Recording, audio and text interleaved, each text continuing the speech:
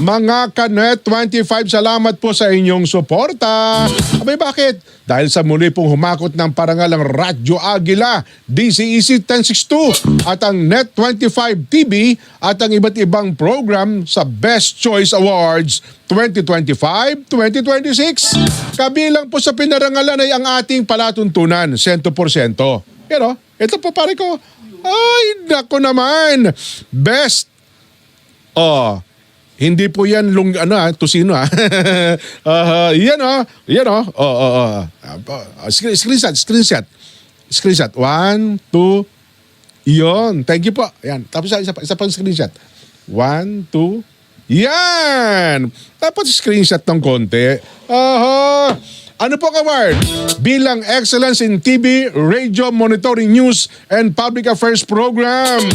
Pinarangalan din po ang programa sa Saganang Mamamayan bilang Outstanding Afternoon TV, Radio, News Commentary and Citizen Advocacy Program.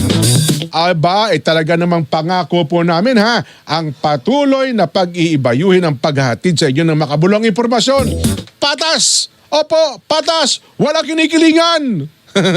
Matatag, matapang at matapat na pagbabalita.